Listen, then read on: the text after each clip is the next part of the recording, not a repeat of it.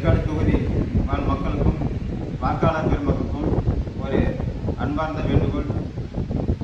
ஏற்காடு தொகுதியில் பல்வேறு கட்சிகள் பல ஆண்டுகளாக, பல 25 ஆண்டுகளாக ஆட்சி மாற்றத்தின் பெயரில் மாற்றி வந்திருந்தாலும் கூட இந்த ஏற்காடு மக்கள் மட்டும் அல்ல, அந்த தொகுதியினுடைய பல்வேறு கோரிக்கைகள் இன்னும் நிறைவேற்றப்படாமல் கிடப்பில் போடப்பட்டுள்ளது.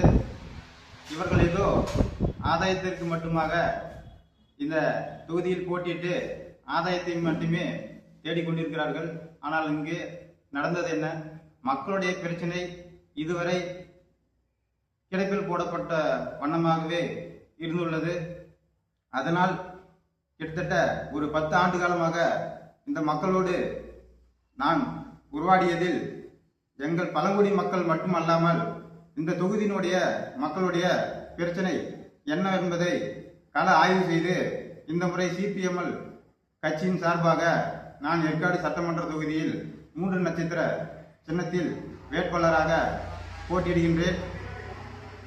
நான் இந்த தேர்தலில் வெற்றி பெற்று சட்டமன்றத்தில் சென்றால் இந்த பகுதியினுடைய பல்வேறு கோரிக்கைகளை என்னுடைய தேர்தல் பிரகடனமாக வெளியிட்டுள்ளோம். இதை உறுதியாக நிறைவேற்றுவோம் என்று இந்த நேரத்திலே தெரிவித்துக் கொள்கிறோம். நன்றி, வணக்கம்.